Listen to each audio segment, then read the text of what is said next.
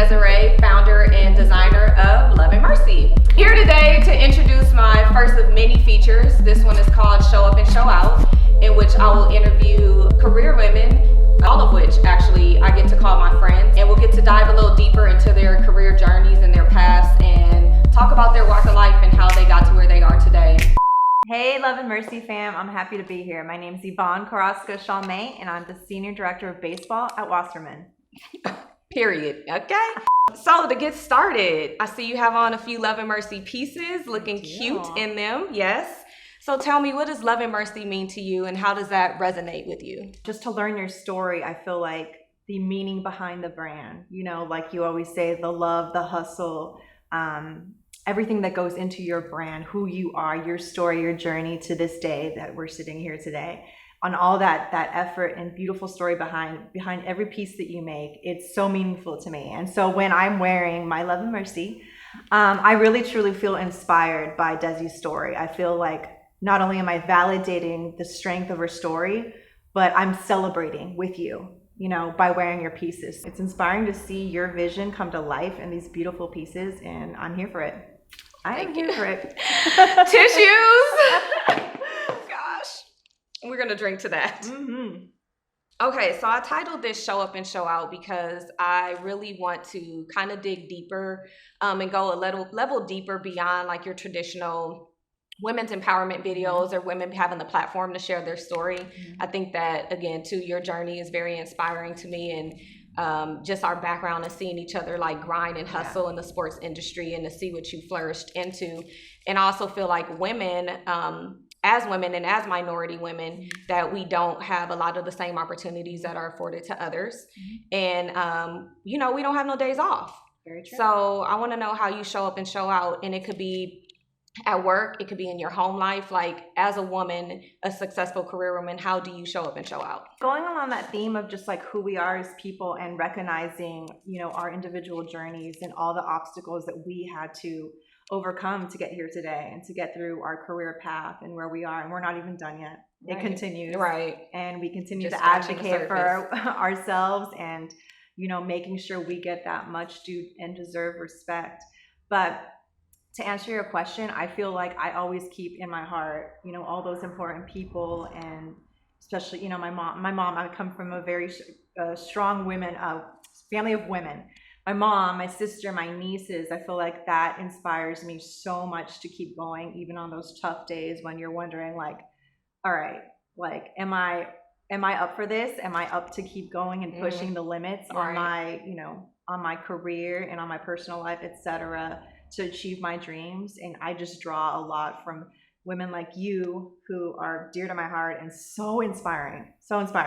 And my mom and my sister and my nieces. So yeah, I think women, you mentioned it, minority women, women of color, throughout my journey, I have felt the most inspired and empowered by us. Yeah. So absolutely. Yeah. Can I touch a little deeper on, just because I know your story personally, and I feel like you really fought hard for your position where you are now to, make sure that you got a respectable title, compensation, etc.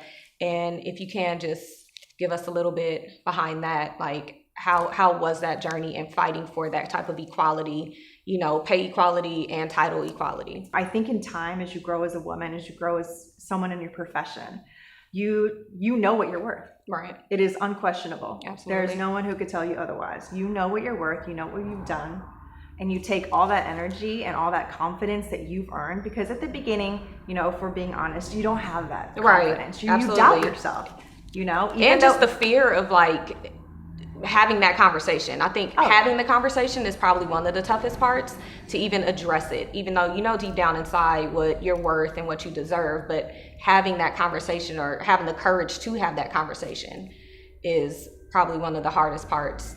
Yeah, absolutely. And I think a lot of it is sort of putting yourself at an equal spot as anyone else. Yeah. Male, female, whatever background it is, arming yourself with that same way to present your qualifications and ensure you're getting that respect. And like you said, having the confidence to just, I don't want to say not have a filter, but be out there and be like, I deserve this spot, this title for XYZ reasons, and having confidence in that.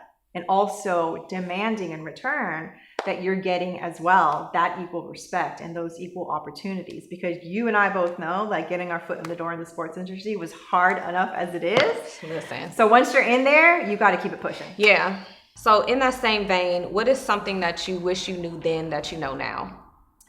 I wish, I want to go back to that confidence. If I could tell us, 10, 15 years ago, what have you, the young YC, the young Desi, I would say have confidence in your abilities. Because first of all, if you get the position you have, you get your foot in the door, it's for a reason. Give yourself some credit. Right. So I think the learning of giving yourself that much due credit and being able to roll with that confidence is important. Kind of wasting time with am I good enough to be here? Am I qualified enough to be here? Like I said, having that confidence way earlier on, I feel like would have been a game changer. Yeah. Don't second guess yourself. Exactly. I don't know why we do that. I don't either. But I'm glad But look at us now, okay? That's what growth is about, And then again, this is why I want to do these type of features, because I feel like people need to hear this side of the story. Yeah. You see people's accolades, and I could tell you, let's just say on paper, you have your title, which sounds incredible. You could run your resume on paper, but there's always a story behind what you see in front of you, because I could put NBA champ, but it's like, how did I get there? Right. How did you get there?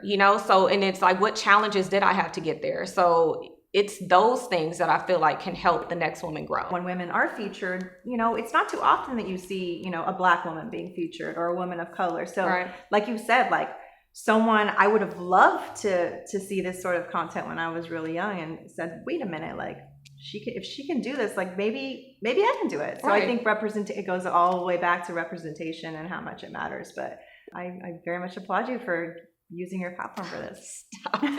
Tell me more though. How has being a successful career woman impacted your relationships and or dating? Well, you're married, so but you guys still have to date. Yeah. And or your friendships, if any. It doesn't have to be a negative impact, but those are kind of two different relationships. So I guess we'll start with like the romantic relationship, if you will. It was challenging, to meet someone that met, that truly like was at your level and met you where you needed to be met and didn't want to hold you back, but just be that support system for you. I think that's important for a woman like you, a woman like me. Like, we don't need very much. In fact, we don't need much at all in terms of any sort of financial support, if you want to call it that. We just want a true partner who's going to bring the best out of you. So thankfully I had success in that route. And friends, I think, those solid friendships that you have, throughout your life, perhaps there's some growth periods, and that's completely normal. Right. But I think I value those friendships that you could always go back to, that you went through something together. Exactly. And you come back to each other, and it's just like you didn't even skip. Like, we don't have to talk every single day, But to your point, you have those solid foundation. But that person's going to be there. Absolutely. You know that there's that mutual respect. That you're cheering each other on, and that's all you need. That's awesome. I'm so happy you found somebody. I missed the wedding because of work. She did, but I understand. Traveling with the team, but we got some bling. She got some bling. I got some bling. We're different good. kinds, but we in there, right? But finding the time to, have some self-care, have some me time, and how do you decompress? Yeah, that's a good question. I feel like I'm re-energized after I spend time with my nieces. They're age 5 and 2. I think that's a different part of my life that I don't have the pleasure of being a mom yet, God willing one day. But I find that to be very re-energizing to go and help my sister out, etc. I love reading, and nothing to do with sports. I think everything that I do to kind of unwind has absolutely nothing to do with what we do professionally. Good music, a bath, a good face mask. I love good skincare. Just all these little things that you can kind of throughout your day piece together and take a few minutes even here and there. Like, I think makes a big difference. What book are you reading now? Ooh, what am I reading now? So I'm not even halfway through. There's a book called The Complete Short Stories of Ernest Hemingway that I picked up when I was in Idaho, which he had a home there. When back when he was an active writer. But anyway, it's every single short story he read. It's Oh, nice. huge. But it's a nice piece of sort of, I guess, classic American literature. Look at YC bringing something different to the table, girl. Go get that, okay? Educate yourself. Because I'm over here reading The Coldest Winter Ever, girl. She's dealing drugs. But you learn from your friends. You should have a circle of friends that you could pick up a few things from, right?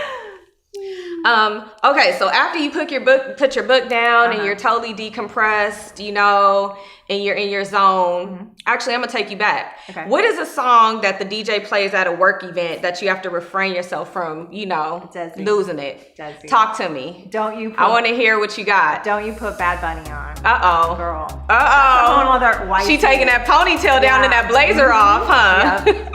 Don't do that. Okay. Another YC. So we're gonna play Bad Bunny next time she walks in. That's gonna be her intro. Oh, we've seen her. I've seen her. I might put some throwback pictures in here, a little tease for y'all, see the Bad Bunny YC. Thank you so much for joining me today and talking with me and being part of my first Show Up and Show Out segment. And sharing your story, I think, again, it's really, really important for young women and older women in all walks of life to hear these different versions of one's life and one's career path and may be applicable to them or somebody else that they know, pay it forward and help the next one out. Thank you for all that you're doing for women and inspiring women. Even if you're not completely aware of it, you're a huge inspiration. Thank you. So I will always be cheering for you. Thank you. Wait, we got cheers. Hold on. Thank you. Cheers.